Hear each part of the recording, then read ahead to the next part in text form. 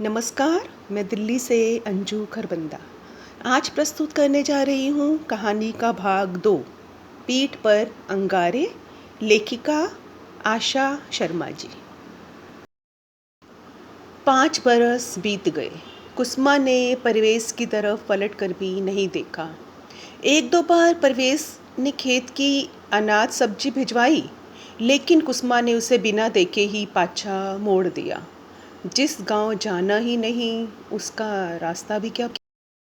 छोटा सा गांव है ये, कोई महानगर नहीं जो पता ही ना चले कि पड़ोस में क्या हो रहा है। सब जानते हैं कि परवेश के घर में किलकारी अभी तक नहीं गूंजी। कुसुमा ने भी उड़ते उड़ते सी सुनी कि दूसरी के साथ भी गंडे तावीज़ों का खेल चल रहा है। पर मुझे क्या कि तर्ज पर कुसुमा अपने कंधे उचकाकर फिर से अपनी सिलाई मशीन पर धागा चढ़ाने लगी। वक्त अपनी रफ्तार से चल रहा था। इधर देश में विकास गति पकड़ रहा था और उधर गांव-गांव, ढाणी-ढाणी स्कूल, हॉस्पिटल, आंगनबाड़ी केंद्र आदि खुलने लगे। सूनी पड़ी चौपालें गुलजार होने लगी। अब भला ये गांव कैसे विकास से अछूता रह सकता था। यहाँ का छोटा स्कूल भी बड़ा हो गया। लड़कियों के लिए अलग से स्कूल खुल गए। गांव में प्राथमिक चिकित्सालय भी खुल गए और आंगनबाड़ी भी। शहर से रोज़ाना कई तरह की महिलाओं का आना जाना गांव में होने लगा। डॉक्टरानी, मास्टरानी, आशा सहयोगिनी और एएनएम। धीरे धीरे ये सब भी कुसुमा की ग्राहक बनने लगी। एक तो सिलाई के रेट कम, दूसरे टाइम पर कपड़े मिलना, तीसरे जैसी डिज़ाइन बताओ वैसी हूबहू तैयार, और चौथी टकाटक फिटिंग। फिर भला किसी को और क्या चाहिए। शहर के बुटीक में जाओ तो जेब ही कट जाए। कुसुमा का हुनर शहर तक अपना डंका बजाने लगा था। लड़कियों के स्कूल की भैंजी और कांता मैडम तो कुसुमा की जबर फैन थी। कांता के साथ कुसुमा की मुलाकात भी कम दिलचस्प नहीं थी। हुआ यूं कि एक दोपहर कांता बहन जी अपनी स्कूल की 3-4 मैडमों के साथ कुसुमा के पास आई। कुसुमा जी, मैंने सुना है आप किसी भी बिगड़े कपड़े को सुधारने में मास्टर हो।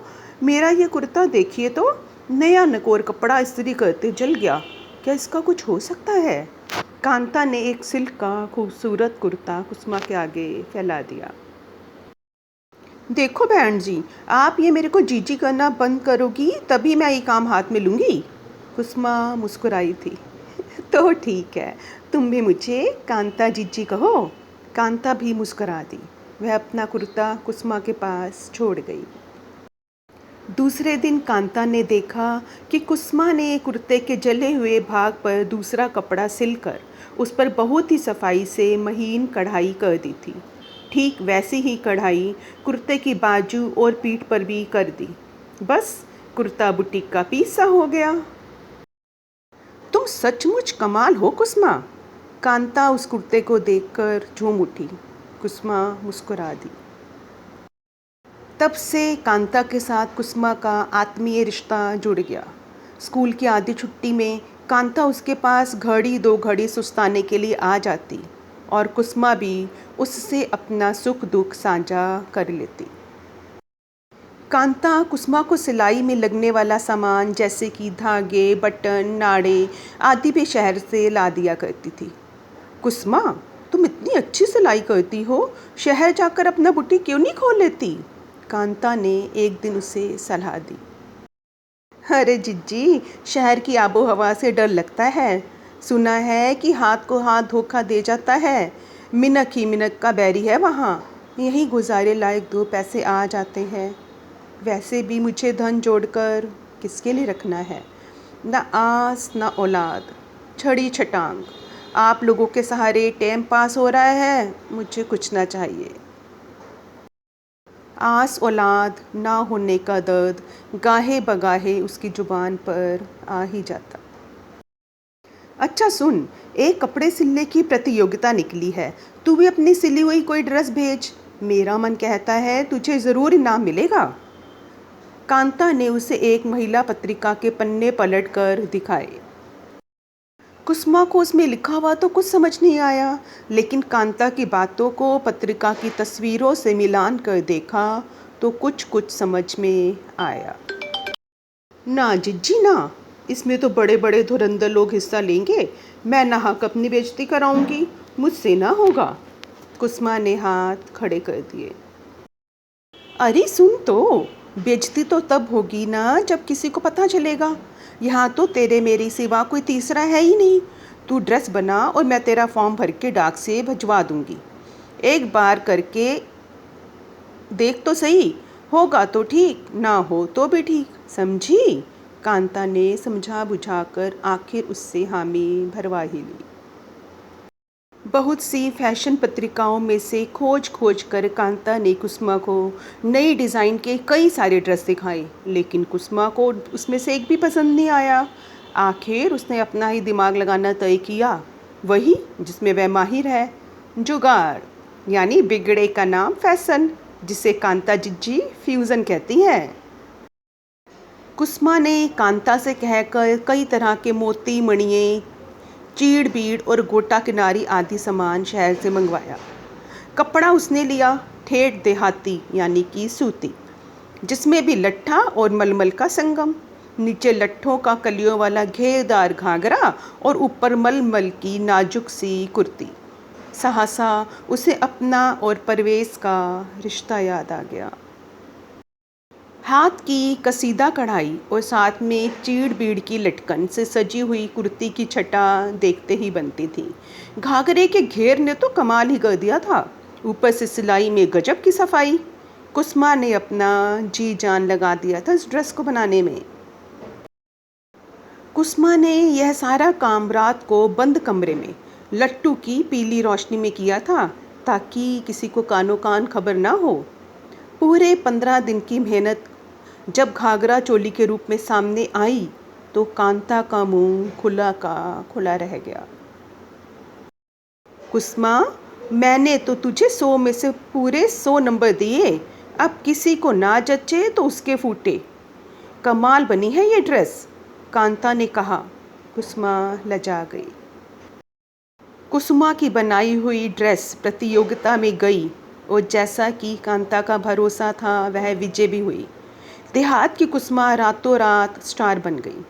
पत्रिका के मुख्य पृष्ठ पर कुसुमा की बनाई ड्रेस को पहने एक आधुनिक बाला की मुस्कुराती तस्वीर के साथ साथ एक कोने में कुसुमा भी विराजमान थी। स्थानीय अखबार वाले कुसुमा का इंटरव्यू लेने आए। पत्रिका ने भी अपने प्रतिनिधि भेजे ताकि कुसुमा की कहानी को प्रकाशित किया जा सके। पूरे गांव में हलचल मच गई। परवेश भी इससे अछूता नहीं था। वह भी कुसुमा को बधाई देना चाहता था, लेकिन जाए तो कौन सा मुँह लेकर। कुसुमा, तू अब मेरी बात मान और अपने सिलाई वाले धंधे को आगे बढ़ा, एक दिन कांता ने उसे सुझाया। अरे जिज्जी, मैं तो अपनी जून पूरी कर रही हूँ। कोई सेठ साहूकार तो हूँ नहीं कि पीढ़ियों के लिए धंधा छोड़ कर जाऊँ। जिस दिन मालिक उठा लेगा उस दिन आप जैसे 4 भले लोग मिट्टी को ठिकाने लगा देंगे। किसके लिए बढ़ाऊँ अपना धंधा? कुसुमा फिक से हंस दी। अरे अपना तो हर कोई ढांपता है, जो दूसरों का ढांपे वही असल इंसान होता है। तू धंधा बढ़ा उस विधवा कमली के लिए जो अपने टाबरों की 2 टाइम की रोटी के लिए हर रोज़ अपने जेठ की गंदी निजरों के सामने से गुजरती है। उस अभागी राधा के लिए जो अपने धणी की मार से बचने के लिए पीहर में लुकी बैठी है। उस बापड़ी नज़मा के लिए जिसका पति तीसरी ले आया और उसे दूध में पड़ी मक्खी सा निकाल फेंका। उस प्रेम में चली गई सुमनी के लिए जिसे उसका प्रेमी पेट से करके भाग गया। अपने आसपास देख कुसुमा, कितनी ही ऐसी औरतें जिसके लिए तू ये धंधा बढ़ा सकती है। इसे आधुनिक बना, इनको सिखा, अपने पैरों पर खड़ा कर ताकि ये भी तेरी तरह सम्मान की ज़िंदगी जी सकें, अपनी नारी जून को पिछले जन्म का पाप ना समझें।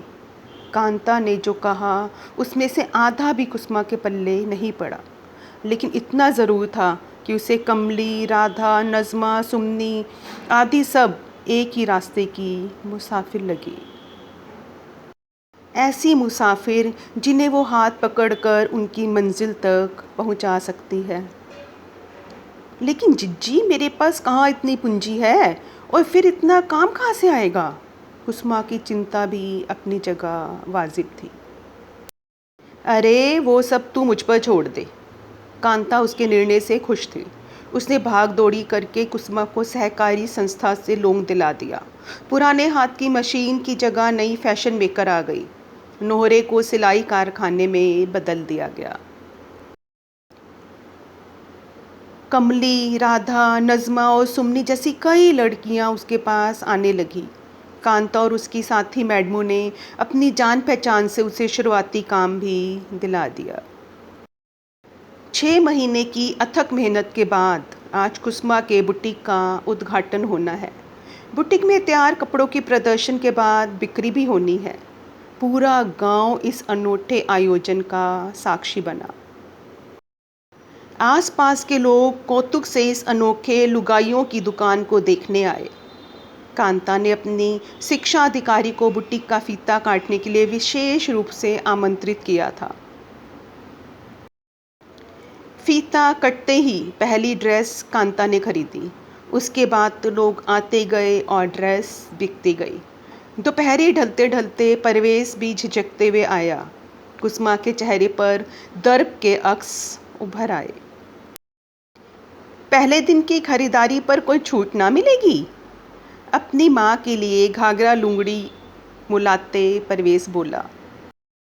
इस लुगड़ी के दाम तो मैं पूरे ही लूँगी, लेकिन हाँ, तुम्हारे टाबरों के लिए कपड़े मुफ्त रहेंगे मेरे कारखाने में जिंदगी भर। कुसुमा का आत्मविश्वास अपने चरम पर था। 100 सुनार की, एक लोहार की। एक ही वार में कुसुमा ने अपनी अब तक की सारी उधारी चुकता कर दी। परवेश के हाथ से लुगड़ी छूट गई। वह वापस मुड़ गया। चल दिया अपने मण भारी पाँव से अपने आप को ठेलते हुए, दूर तक अपनी पीठ पर 2 जलते हुए अंगारे महसूस करते हुए।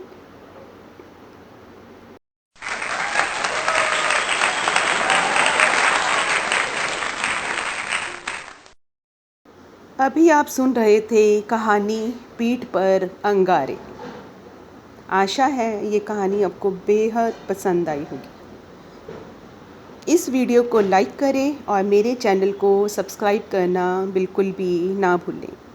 जल्दी ही मिलूँगी अपनी अगली वीडियो के साथ।